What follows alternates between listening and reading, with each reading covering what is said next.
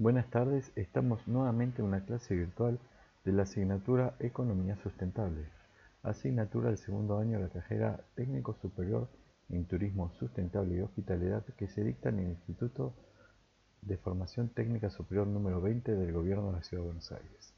Hoy vamos a dar la tercera parte de la unidad 4, que corresponde a Introducción a la Macroeconomía. Vamos a presentar algunos aspectos básicos en relación a política monetaria, dinero, agentes financieros. También vamos a hablar de los instrumentos de política monetaria en relación a la inflación, también al empleo, al desempleo, al comercio internacional, la aplicación de retenciones y aranceles, entre otros instrumentos que utiliza el gobierno nacional para gestionar los intereses que los gobiernos de turno consideran adecuados a las necesidades de la población. Vamos entonces con la presentación. Ya habíamos visto en la unidad 1, cuando hablamos de la historia de la economía, la aparición del dinero, y el dinero básicamente es un medio de pago aceptado como tal por una determinada comunicación. Tiene tres funciones. Es medio de pago o de cambio. El dinero se usa para ejercer transacciones, comprar bienes y servicios, pagar salarios, pagar facturas, etc. Es, por otra parte, una unidad de medida o numerario, en tanto que a través del dinero se fija el valor de las cosas, de los bienes y de los servicios. Todos los precios se fijan en unidades monetarias. De esta forma se sabe el valor de cada bien o servicio en función de un elemento único, la cantidad de unidades monetarias que se deben pagar por él. Y por último, otra función básica del dinero es reservar valor. El dinero se usa también para mantener un poder de compra con el objetivo de comprar bienes y servicios en el futuro. Acá para mí es importante tener en cuenta que esas son las funciones y eso es las funciones que cumple la moneda nacional, los pesos en Argentina, y debiera cumplir. Cuando deja de cumplir estas funciones, por las razones por las razones que sean, no importa, cuando deja de cumplir estas tres funciones, el dinero está claramente en un problema eh, grave respecto a qué es lo que se espera de él. Hoy por hoy, por los niveles altísimos de inflación, los pesos que se emiten desde el Banco Central de la República Argentina no son habitualmente tomados como reserva de valor. Es unidad de medida o numerario con muchísimas falencias, ya que nosotros hoy por hoy, con los altos niveles de inflación, no nos queda claro cuál es el valor de las cosas en pesos, y sí sirve como medio de pago de cambio, pero sobre todo para transacciones pequeñas, porque para transacciones de inmuebles o automotores, hoy por hoy es más común hablar de dólares, sobre todo en lo que se refiere a inmuebles. Y como unidad de medida numerario, también las viviendas están expresadas en dólares y los vehículos habitualmente también. Entonces, esto muestra una especie, un quiebre, sí, o un quiebre en la confianza de gran parte de la población argentina respecto al dinero emitido por el Banco Central de la República Argentina, quienes transfieren su confianza a una divisa extranjera, principalmente el dólar. El dinero, por otra parte, debe considerarse como una mercancía.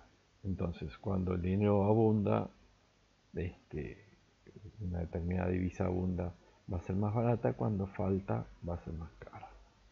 Para salvar los problemas del trueque, se debía incorporar algún bien que fuera divisible, pero también transportable, no perecedero y escaso, por lo que tendría un valor en sí mismo. Los bienes más adecuados fueron variando según el momento, siendo el trigo, la sal o el ganado, de ahí viene el concepto de salario. Una bolsita con sal se usaba para intercambio. El ganado, los ejemplos más utilizados. Finalmente se observó que los metales preciosos podían cumplir con mayor facilidad y eficiencia las funciones nombradas, por lo que se convirtió en el dinero utilizado en la época el dinero mercancía. En esos momentos el dinero era utilizado porque tenía un valor intrínseco, por lo que podía utilizarse como mercancía. Este concepto de en la moneda de oro, la moneda de plata, valía en sí mismo por el peso de la moneda. Los orfebres de la Edad Media guardaban en cofres de seguridad objetos preciosos y de oro que recibían de las élites o de los comerciantes, ¿no?, preocupadas por la seguridad de sus tesoros, y entregaban un recibo donde reconocían el depósito, comprometiéndose a devolverlo cuando la persona así lo dispusiese. Poco a poco, cuando se realizaron transacciones de cierto volumen, en vez de retirar el oro, se comenzaron a entregar recibos al portador, circulando como medios de pago aceptados por la comunidad. Es importante destacar que este papel moneda era aceptado porque se podía cambiar por los metales depositados, principalmente oro y plata. Ahí aparece cuando este recibo al portador empieza a cumplir como un símbolo de esos depósitos que están en las arcas de estos intermediarios del mercado. El dinero signo y el curso legal. En la actualidad, el dinero ya no tiene un valor intrínseco ni está respaldado por ningún metal precioso, aunque sí los tesoros nacionales tienen diferentes tipos de valores que de alguna manera son reservas del Tesoro Nacional y que respaldan esa emisión monetaria. Sin embargo, los billetes y monedas circulan en la economía porque se sabe que van a ser aceptados como pago en las transacciones. Es simplemente un signo aceptado por la comunidad. Esta confianza descansa en el uso y las costumbres, pero también en el marco normativo. La moneda es de curso legal, ya que la ley establece la obligación de que los billetes de un país sean aceptados como contrapartida en las transacciones realizadas al interior del mismo. Es decir, que los quienes comercian dentro del territorio deben aceptar la utilización de la moneda de curso legal, que en Argentina es el peso. El sistema financiero. Primero, es importante tener en cuenta que todo lo que abarca en relación al dinero, las tasas de interés, el tipo de cambio, tiene que ver con la política monetaria. La política monetaria tiene como principal objetivo conseguir una estabilidad en los precios. El sistema financiero está formado por la suma de todas las instituciones. Tradicionalmente se distingue entre sistema financiero y sistema bancario. El sistema bancario está formado por los bancos comerciales y la autoridad monetaria, que sería el Banco Central, a lo que se le agregan las cooperativas de ahorro y crédito, las casas financieras y las instituciones financieras externas. Todas estas instituciones tienen el poder de crear dinero. Existen además otros integrantes del sistema que no crean dinero, que son los fondos de inversión y los fondos de jubilaciones y pensiones. En la actualidad, todos los sistemas financieros actúan con una autoridad monetaria que los ordena, la que comúnmente es el Banco Central. Las funciones del Banco Central son monopolio de emisión de dinero. Solo el Banco Central puede emitir dinero legalmente. Está dinero de curso legal. Banco de bancos. Recibe depósitos de los bancos comerciales y los asiste financieramente otorgándoles crédito. Va a regular el sistema financiero a través de los encajes. Prestamista en última instancia del sistema financiero. Esto significa que el Banco Central puede otorgar préstamos de corto plazo a instituciones solventes con problemas de liquidez. Contralor del sistema financiero. Esta función está vinculada con las dos anteriores. Implica que el Banco Central regula y supervisa la acción de los bancos. Obliga a que los bancos tengan un encaje, es decir, guarden en sus arcas una determinada cantidad de dinero que garantiza los depósitos de ese banco. Ese instrumento del encaje va a ser uno de los instrumentos de política monetaria para que circule más o menos dinero. Si circula más dinero, se propende, si hay mayor circulación de dinero, se propende a mayor gasto, el mayor gasto propende a aumento de la demanda, y el aumento de la demanda propicia el aumento de los precios, obviamente. Si se aumentan los encajes bancarios, si el Banco Central obliga al aumento de los encajes bancarios, se propende al retiro de dinero de la circulación. Eso lleva a menores consumos. Esos menores consumos llevarían hipotéticamente a que los precios bajasen. Agente financiero del gobierno central. Recibe depósitos del gobierno. Administrar y custodiar las reservas de oro y divisas extranjeras del gobierno, que es lo que conforma el Tesoro Nacional. Los bancos comerciales. El sistema bancario está compuesto por los bancos comerciales, privados o estatales, a los que se agregan otras instituciones que no son bancos, pero que cumplen las mismas funciones de intermediación financiera y se ajustan a las normas y requisitos del Banco Central, como son las casas financieras y las cooperativas de ahorro y crédito. Se agregan, además, los bancos instalados en el país, pero que solo pueden recibir depósitos y conceder créditos a personas no residentes. Estas son las llamadas instituciones financieras externas, las cuales tienen que cumplir menos requisitos que el resto de la banca, pues trabajan solamente con residentes en extranjero. Como cualquier otra empresa, los bancos comerciales también buscan maximizar beneficio. Su negocio ha sido históricamente la intermediación financiera, canalizar fondos de agentes superavitarios con fondos sobrantes hacia agentes deficitarios que necesitan fondos. Esto es, aquellas familias, personas que tienen superávit, que tienen capacidad de ahorro, entonces captan los bancos a esos grupos de personas para que hagan sus depósitos en los bancos, dándole para ello un interés. Y con ese mismo dinero prestan el dinero a quienes necesitan fondos, cobrándoles un interés. La brecha entre el interés que cobran al prestar, que es más alta que el interés que ofrecen al tomar dinero de otros, les genera las utilidades a los bancos. En su actividad normal, los bancos reciben como depósitos los ahorros de los particulares con fondos excedentes, de los cuales les paga una tasa de interés llamada tasa pasiva, y lo canalizan hacia otros agentes que necesitan fondos a través del otorgamiento de créditos, por el que cobran cierta tasa de interés, tasa activa. La tasa activa siempre es más alta que la tasa pasiva, obviamente. La diferencia entre las tasas activas y pasivas, llamada spread bancario, es lo que determina la rentabilidad de los bancos. En este sentido, un banco que intente maximizar su beneficio debería prestar todos los fondos recibidos. Pero, por otro lado, los bancos deben estar preparados para hacer frente al retiro de los depósitos de los particulares en cualquier momento, por lo que deben mantener cierto dinero en efectivo depositado a la vista en el Banco Central, llamados encajes bancarios, lo que mencionaba antes. Dicho de otra manera, los bancos deben tener en todo momento cierto grado de liquidez. Esta sintonía fina de liquidez versus rentabilidad es la que guía la acción de los bancos comerciales. Aparte, hay otros agentes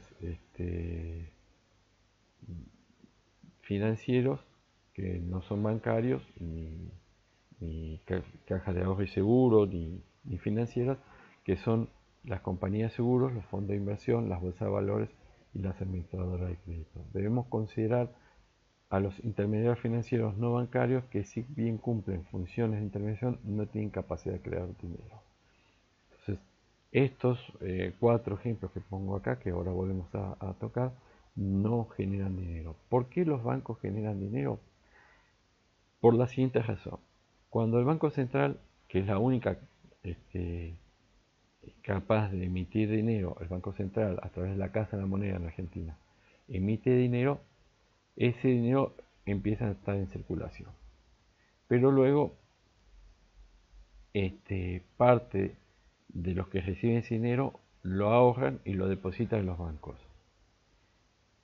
Parte de ese depósito vuelve a circular, pero parte queda en el banco.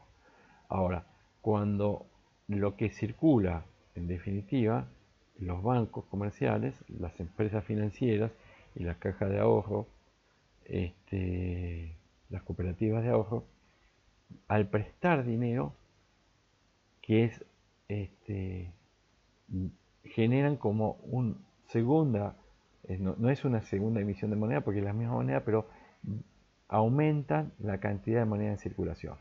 Porque no es que solamente prestan el dinero que tienen, sino que prestan incluso sobre dinero, es decir, no todo el dinero que tienen ahorrado sus ahorristas, sus depositantes en sus bancos, lo tiene el banco, sino parte circula y parte queda.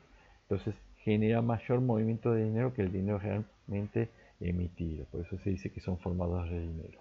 En cambio, las compañías de seguro, los fondos de inversión, las bolsas de valores y los administradores de crédito no generan dinero, no crean, no tienen capacidad de crear dinero, pero sí son instituciones que compran deuda estatal, por ejemplo, compran bonos del Estado y como son grandes tenedores de capital, actúan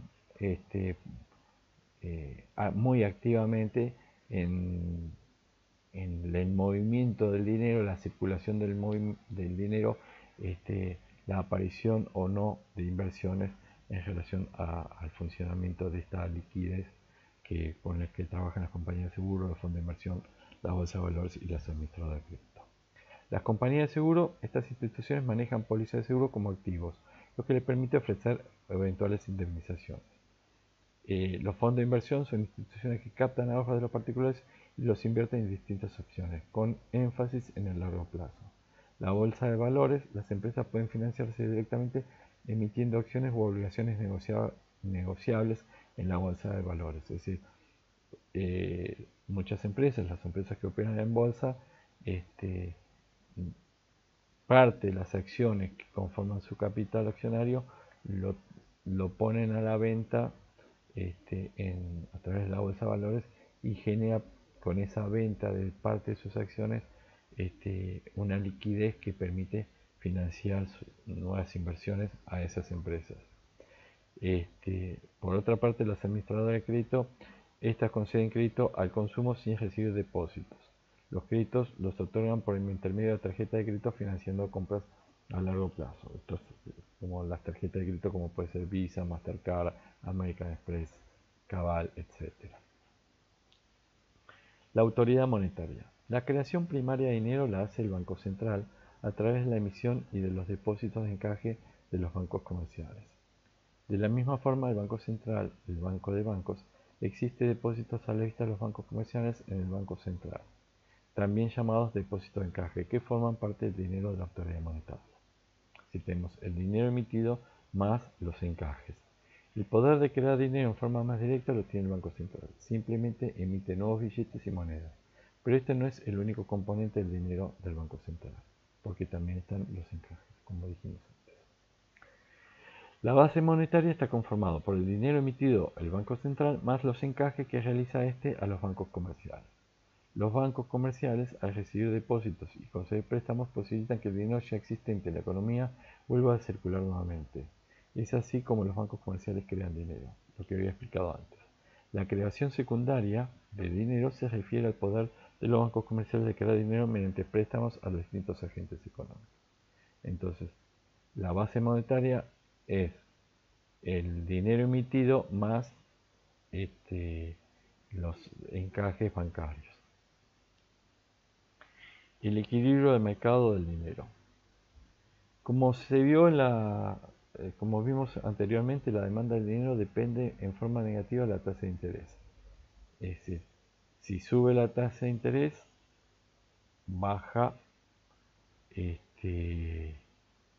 la demanda de dinero, porque endeudarse es más caro. Si baja la tasa de interés, endeudarse es más barato y puedo pedir más. Por ello, por otra parte, al ser un modelo sencillo de economía cerrada, la oferta monetaria, MS, que está ahí arriba, es exógena, como señala en el punto 8.3.1. Bueno, eso está refiriéndose al libro. Esto significa que es una constante para cualquier valor de la tasa de interés. por lo que es una recta vertical del nivel de monetario M asterisco, fijado por el Banco Central. El equilibrio se representa en la figura que vemos acá. Este equilibrio se rompe si se modifican tanto la demanda como la oferta.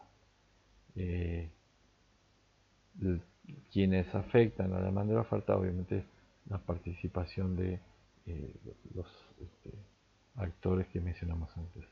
A mayor tasa de interés, menor será la demanda del dinero. El equilibrio se da cuando se igualan oferta y demanda. En este caso se determina una cantidad de equilibrio, la cantidad de dinero, y un precio de equilibrio, la tasa de interés. Si la demanda disminuye, en este caso disminuirá la tasa de interés. En este momento de gran nivel de inflación, la tasa de interés, como si la tasa de interés se mantiene baja, el problema es que como el nivel de inflación es muy alto en pesos, la gente no tiene propensión a bajar en pesos, por lo cual retira sus depósitos y gasta. Entonces ese gasto generaría inflación en pesos. El gobierno no tiene posibilidad de hacer encajes en dólares. Entonces lo que plantea es aumentar las tasas de interés para que sea atractivo para los ahorristas mantener el dinero en los bancos, lo cual hace que se guarden depósitos, pero sea muy difícil acceder al crédito. Instrumentos de política monetaria e inflación. Bueno, la política monetaria tiene como objetivos la defensa de la moneda, la estabilidad y solvencia del sistema. Cuando hablamos de defensa de la moneda, en sus tres funciones, ¿no? La estabilidad y la solvencia del sistema financiero.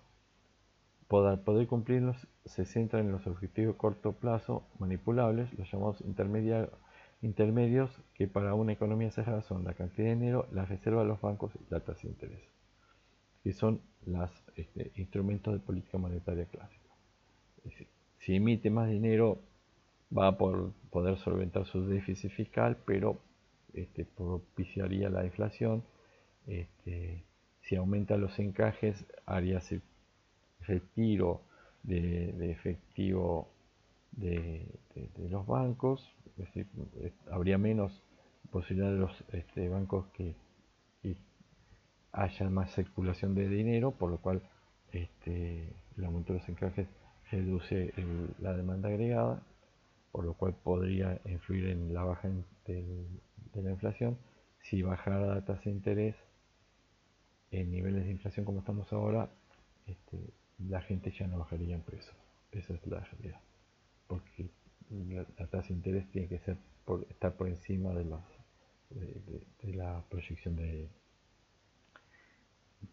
la inflación. Porque si a mí el banco me da un interés del 50% y la inflación es del 55%, en un año voy a estar perdiendo plata.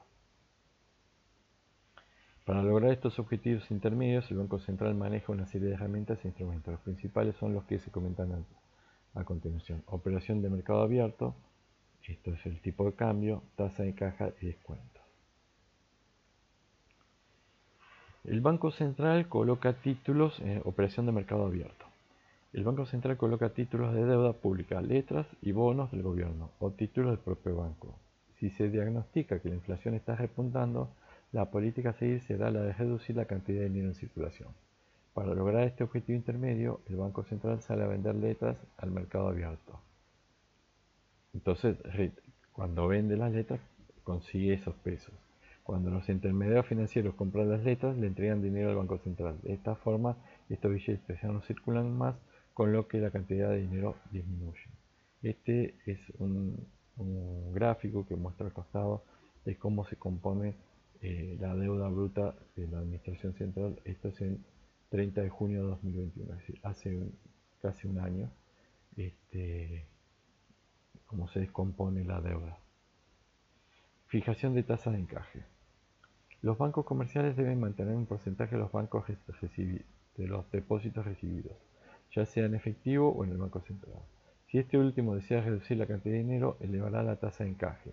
De este modo, los bancos comerciales pueden conceder menos préstamos, con lo que se reduce la creación secundaria de dinero. Manipulando la tasa de encaje se limita la libertad de los bancos de crear dinero. Al cortarse en forma abrupta el financiamiento al sector privado, se podría entrar en recesión. Es decir, el hecho que haya menos capacidad de préstamos, que haya tipo de tasa de interés muy alto, también las opciones de inversión se hacen más difíciles, lo cual genera situaciones complejas en relación a la posibilidad de crear empleos. Política referida a la tasa de descuentos. El Banco Central puede otorgar créditos al resto del sistema bancario por el que cobra un interés llamado tasa de descuento. Si el objetivo es reducir la cantidad de dinero, el Banco Central aumentará la tasa de descuento, desalentando al resto de los bancos a que acudan a pedir financiamiento. Si se quiere aumentar la cantidad de dinero, la tasa bajará y se podrá otorgar más préstamos a los bancos, los que a su vez podrán prestarlos. Así se genera una nueva creación secundaria de dinero. En particular, los bancos comerciales tienen otras formas de financiamiento más allá de solicitar préstamos a la autoridad monetaria. Pero igual la influencia del Banco Central es sumamente relevante en el funcionamiento de los bancos privados, de los bancos comerciales, sean estos privados o estatales, ¿no? El mercado de cambio. El mercado de cambio es el ámbito donde se realizan las transacciones de compra-venta de moneda extranjera. Esta cotización que ven al costado es de la semana pasada. Ya estuve subiendo estos días. Todos los días suele subir, pero bueno, estuvo un poco más agitado el tipo de cambio en estos días. El tipo de cambio, también conocido como cotización, es el precio de moneda extranjera expresado como la cantidad de moneda nacional que debe pagarse por cada unidad de aquella. Siendo que la moneda extranjera es un bien como cualquier otro de la economía, la determinación de su precio presenta distintas alternativas. Y estas son las alternativas. Tipo de cambio flotante, determinado libremente por el mercado sin ninguna clase de intervenciones, lo que sería el ideal del pensamiento neoclásico. Tipo de cambio fijo, el precio fijado por las autoridades competentes, en particular para nosotros y el Banco Central. Flotación sucia o gestionada, el tipo de cambio es básicamente determinado por el mercado, pero en ciertas oportunidades las autoridades se reservan el derecho de intervenir para influenciar sobre esto, que es lo que hace el gobierno, el Banco Central, cuando sale a vender o comprar dólares para intervenir directamente sobre la cotización. Ese cambio flotante, la libre relación entre oferta y demanda, es influenciada por una fuerte acción, en este caso del Banco Central, a veces de los bancos nacionales o bancos estatales, que también actúan a favor de las políticas macroeconómicas, salen a comprar o vender divisas de manera de favorecer los intereses de política monetaria del gobierno. La paridad deslizante, determinado por el Banco Central, el cual lo desplaza con cierta regularidad. Control de cambios para algunas transacciones comerciales, turísticas, etc. Existe la obligación de realizar compraventas con el Banco Central, que es como está funcionando en este momento. Bandas de flotación. El tipo de cambio es libre de flotar entre un valor mínimo y máximo, el mínimo determinado por el Banco Central. Estos son distintos mecanismos o modelos para definir los tipos de cambio. La inflación. La inflación puede definirse como la permanente pérdida de valor de la moneda nacional. Por lo tanto, la desvalorización de la moneda es la contracara del aumento de precios. La inflación puede definirse como el aumento sostenido y continuo del nivel general de precios de los bienes y servicios de una economía en un periodo de tiempo determinado. La inflación es un fenómeno dinámico, pues tiene sentido al estar referida respecto al tiempo. De esta forma, no es inflación el aumento transitorio del precio de ciertos bienes, debe ser un aumento permanente del promedio de precios de una economía. Sí, no hablamos de inflación porque hay un alza de precios, porque pongamos en Malargüe, en Malargüe Las Leñas, viene un fin de semana y por ser fin de semana aumenta la noche. Aumenta la noche por una cuestión de sobreocupación, pero eso no es inflación. Ahora sí hay inflación cuando hay un aumento generalizado de precios. Bueno, hay distintos parámetros para definir la inflación. La inflación reptante, cuando la variación de los precios es menor al 10%. La inflación moderada corresponde a una inflación de 2 dígitos, pero todavía baja, en el orden de 12%, 14% como mucho. Alta inflación se refiere a inflación elevada pero todavía controlable. Surgen en este caso de alta inflación importantes distorsiones en la economía, uso de sustitutos de la moneda nacional como el dólar, e hiperinflación, situación caracterizada por la destrucción del sistema de precios. En este caso los precios ya no significan nada, es un peligro. La hiperinflación, la principal característica es el abandono de la moneda nacional, pasado a utilizarse el dólar o incluso el trueque, cosa que sucedió en Argentina en el 2002. Indicadores de inflación. La inflación puede medirse como la diferencia de precios en un periodo determinado. Concretamente, este se calcula con la tasa de variación porcentual de los precios.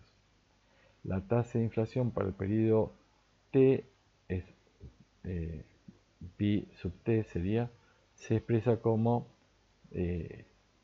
tasa de variación, el precio de un determinado periodo menos el periodo anterior, dividido la diferencia de precios del periodo anterior multiplicado por 100. No me interesa tanto que conozcan la fórmula de memoria, como mencioné antes, pero sí creo que todos conocemos cuál es la inflación. Y yo en una época llevaba las cuentas mías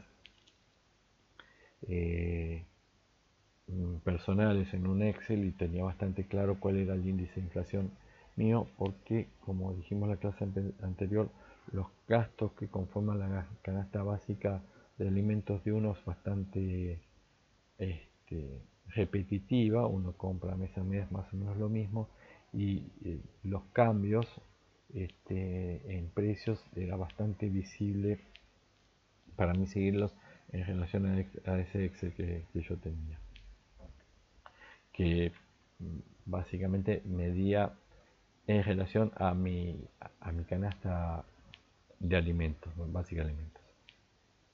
En realidad existen varios indicadores que miden el referido nivel de precios. Los más importantes son el índice de precio del consumidor, IPC, el índice de precios mayoristas, IPM, y el deflactor implícito del PBI, que ya habíamos visto clases atrás. Índice de precios al consumo o al consumidor. En este que está a la derecha, el índice de precio del consumidor, abril 2022. La variación anual es de 6% y la variación interanual del 58%. La variación acumulada en lo que va el año entre enero y abril, 23,1%. Si estamos con un nivel muy alto de inflación, y con dificultades muy serias para contener este índice. La inflación obviamente genera lo que todos conocemos como inestabilidad, inseguridad, estrés, pérdida de la capacidad de ahorro, caída de la demanda agregada, pero también genera incertidumbre, y eso significa aumento del riesgo en cuanto a posibilidades de inversión, desincentiva las inversiones y eso genera menos empleo y menos crecimiento. Recordemos que la estabilización es una de las funciones del Estado. El indicador se construye para el índice de los precios del consumidor. El indicador se construye para relevar la evolución de los precios de todos los bienes y servicios que se producen y consumen en una economía. Se elabora mensualmente a través de una encuesta que releva los precios que integran una canasta de consumo familiar básica, representativa de la estructura de consumo de una familia tipo. Es el indicador más apropiado para medir la evolución del costo de vida, ya que indica cuántos bienes y servicios pueden comprar una familia con su ingreso monetario. Índice de precios mayoristas. Este índice mide la evolución de los precios al por mayor.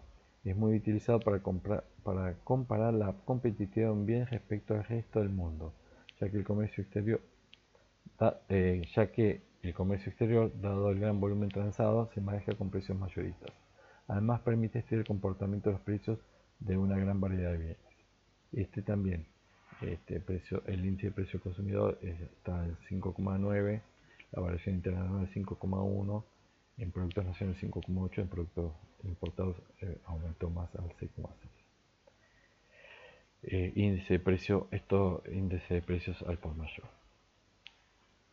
Y el deflactor implícito del PBI. Definimos el deflactor implícito del PBI, también llamado los precios implícitos en el PBI, como el cociente entre el PBI nominal y el real. Es decir, el PBI nominal, el Producto Bruto Interno que tenemos hoy en relación a los pesos, y el real es el que se le quita el aumento de PBI por aumento de precios por inflación. ¿Se entiende? El PBI se define como la suma de consumo, inversión privada y pública y saldo de exportaciones e importaciones. ¿Sí? Si el saldo es positivo, hay más exportaciones que importaciones, agrega, y si hay déficit en la balanza comercial, el saldo es negativo, resta al PBI. De esta manera, el deflactor implícito del PBI no solo refleja los precios de los bienes de consumo al por mayor, como el IPC y el IPM respectivamente, sino también de los precios de bienes de capital y de los derivados de la actividad del sector público. Por eso también es bastante importante. En este contexto, los precios relativos pueden cambiar abruptamente, con lo que aumenta el riesgo de la inversión y esta puede superarse con los efectos inflacionarios. Efectos inflacionarios. La pérdida de poder adquisitivo de los ingresos nominales. Cuando los precios aumentan, los bienes y servicios que se pueden comprar con ingresos monetarios se reducen, implica que su poder adquisitivo es menor, algo que todos nosotros como argentinos lo vivimos a diario, lamentablemente. Hasta mi hija ya de pequeña sabía lo que era inflación. Redistribución de ingresos. La inflación afecta a la distribución de ingresos que surgen de los mercados. Incertidumbre macroeconómica. Existirá una creciente incertidumbre sobre la evolución de los precios de la economía, una menor inversión, lo que había mencionado antes.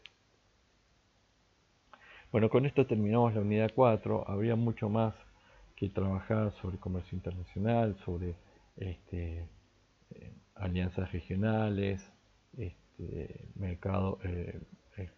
analizar el mercado común europeo, Mercosur, etcétera, pero no vamos a poder extendernos tanto en esos temas.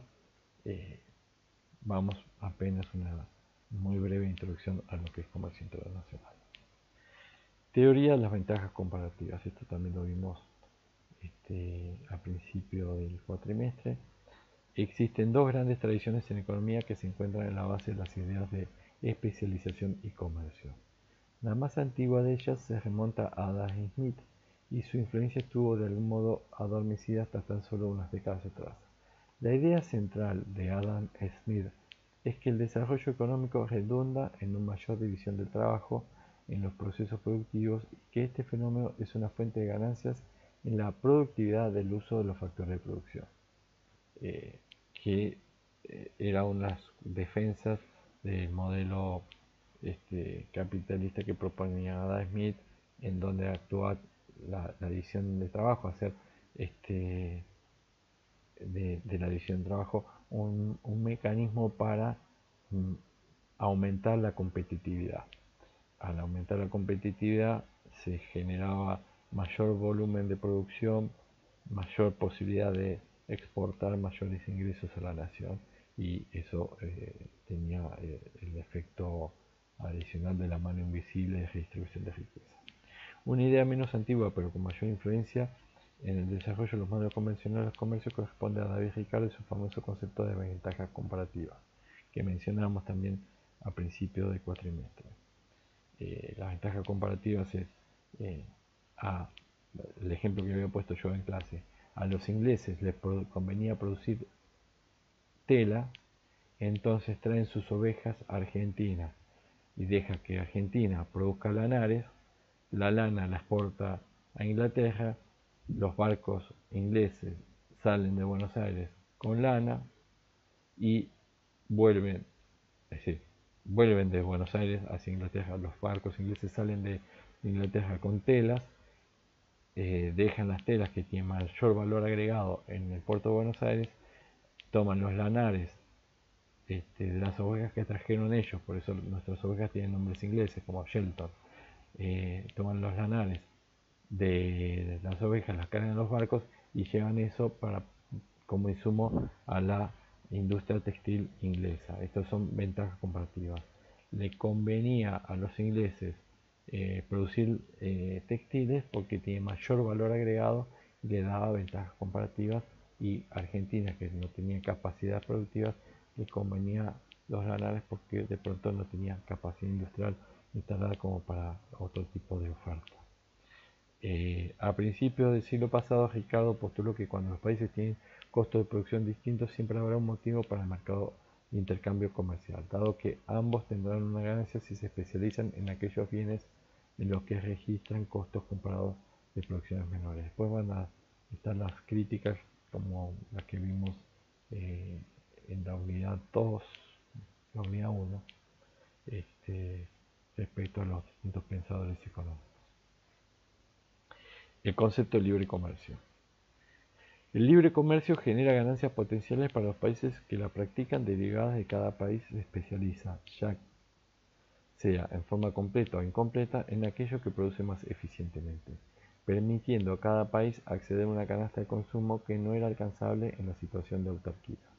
Sin embargo, las ganancias a nivel de toda la economía no necesariamente implican ganancia para todos y cada uno de los individuos, es decir, para todos y cada uno de los individuos, es decir, que no asegura que cada individuo goce de mayor bienestar.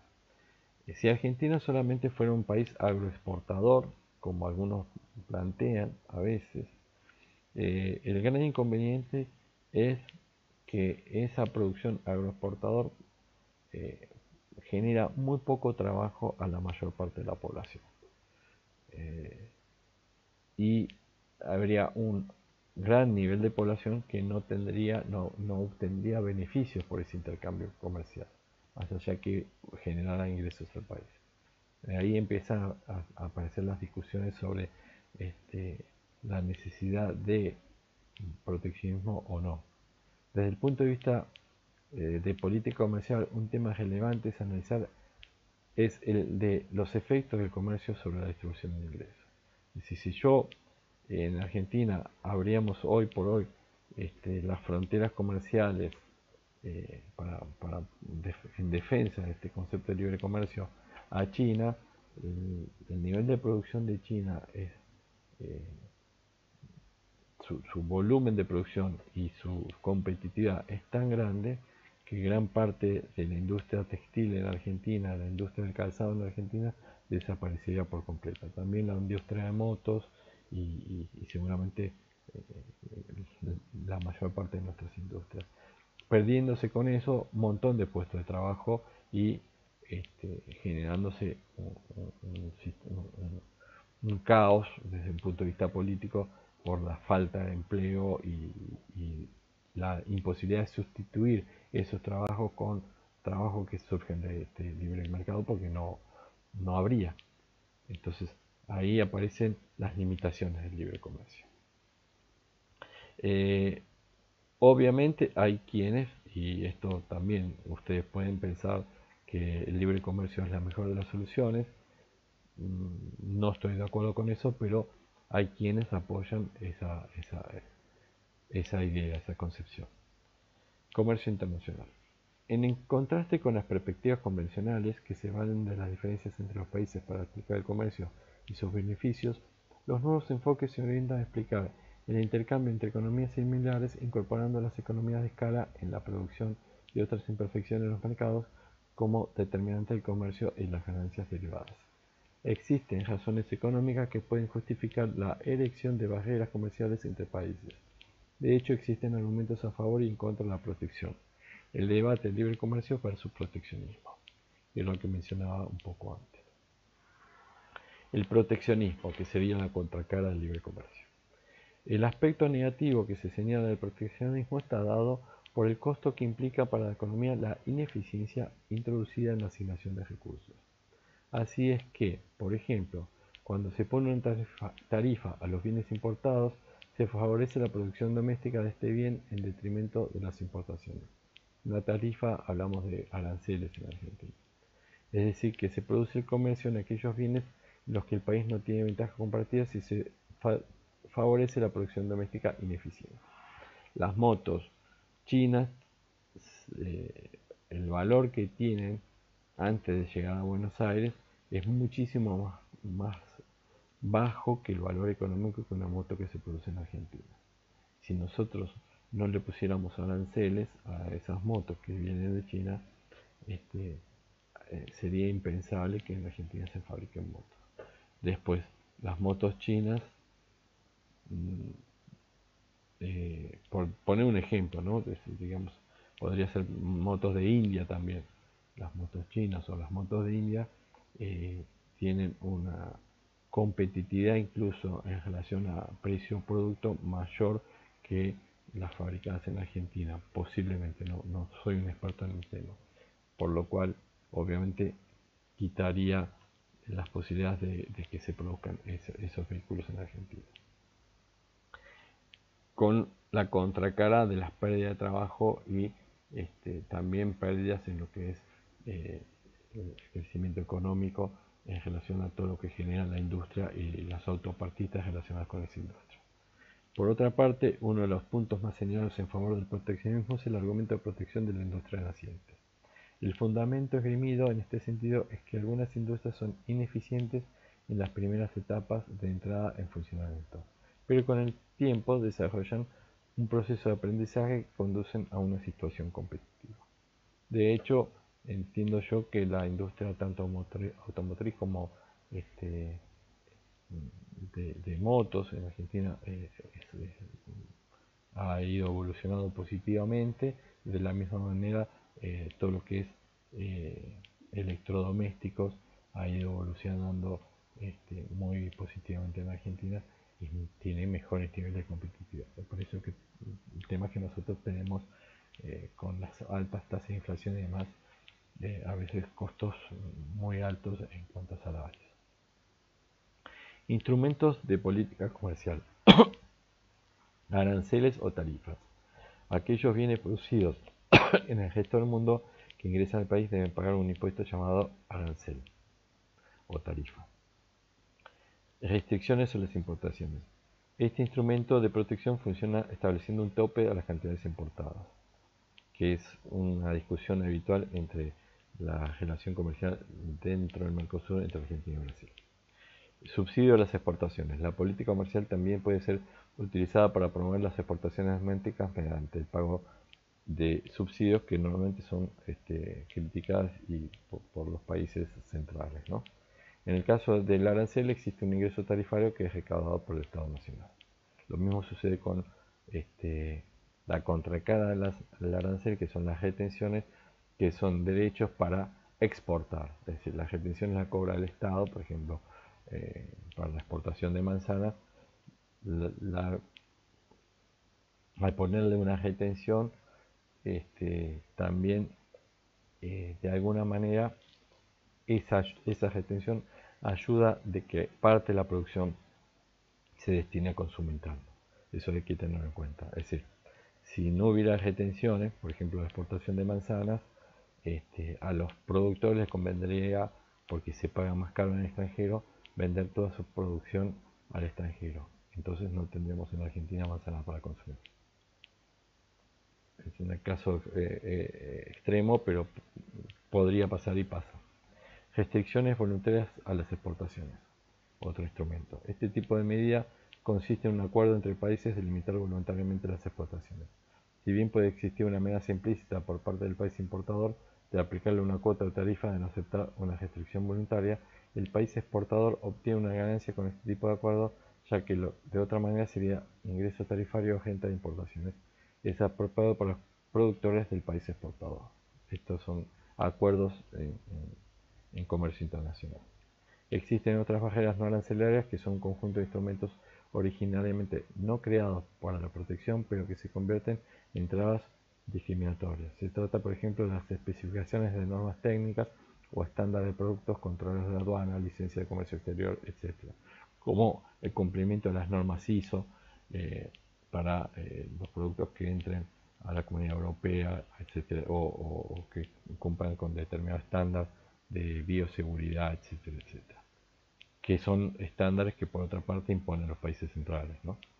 Y controlan y gestionan los países centrales en muchas veces. Esos son otro tipo de barreras. Bueno, retenciones a las exportaciones. Las retenciones a las exportaciones son una carga fiscal del Estado argentino sobre los ingresos brutos obtenidos de bienes y servicios exportados sin discriminar volumen de venta, costos ni gastos. La falta de previsión respecto de la alícuota de retención ante cada cambio de gobierno o incluso dentro del mismo periodo afectan las decisiones de inversión, especialmente cuando las ventas se realizan a mercado exterior y requieren estabilidad macroeconómica para cumplir los contratos. Y acá puse una nota: alerta de despachantes, ven retenciones, cepo cambiario y vueltas a declaraciones juradas, que es algo que ya pasó, y esto es una noticia de semanas atrás. Este es más o menos el contexto en el que se da el comercio internacional. Después están las alianzas comerciales, los tratados de libre comercio, los acuerdos no arancelarios entre países, los acuerdos como Mercosur, la Comunidad Europea, que vale la pena tener en cuenta. Me quedan un par de conceptos más, disculpen. La balanza comercial o balanza de mercancías es el registro económico de un país donde se recogen las importaciones y exportaciones de mercancías, es decir, son los ingresos menos los pagos de comercio de mercancías de un país. Balanza, exportaciones e importaciones. Depende, si hay más importaciones que exportaciones, hay déficit. Si hay más exportaciones que importaciones, hay superávit. A través de la balanza comercial se puede obtener más información sobre las exportaciones e importaciones que se lleva a cabo en un país y en un momento determinado. En concreto, esta balanza indica la diferencia existente entre los bienes que un país vende al exterior y los bienes que adquiere a otros países. También hay que tener en cuenta que el resultado de la balanza comercial influye en el mercado de divisas, porque los dólares, Argentina no emite dólares, lo emite el Federal Bank de Estados Unidos, pero los dólares surgen del intercambio del comercio exterior. Entonces, si nosotros tenemos balanza comercial positiva, habría ingresos de divisas por sobre las divisas que se van. En cambio, si tenemos déficit en la balanza comercial, sucede lo opuesto. Y la realidad es que Argentina está teniendo dificultades para tener superávit comercial. Particularmente,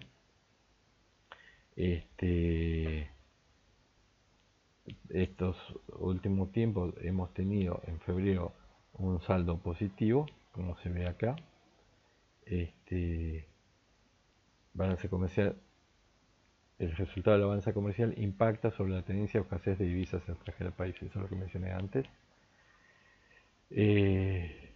Ahora, la balanza comercial turística tiene otra situación. Es decir, el año pasado, tuvimos 2 años de pandemia, lo cual cambió, pero antes de la pandemia,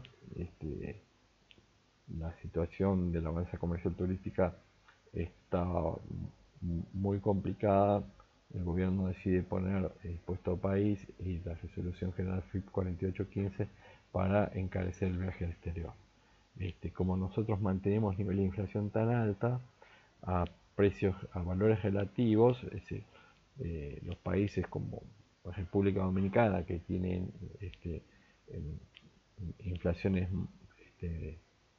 contenidas, moderadas, no tienen alza de sus costos internos relacionados al pago de salarios como los que tenemos nosotros. Entonces, la resolución general AFIP 4815, que obliga a una recaudación a cuenta del impuesto de bienes personales o de ganancias del 35%, y el impuesto país, que obliga al pago de gastos en el exterior del 30%, ese 65%, con una inflación del 65%, este, es, tiene un efecto nulo.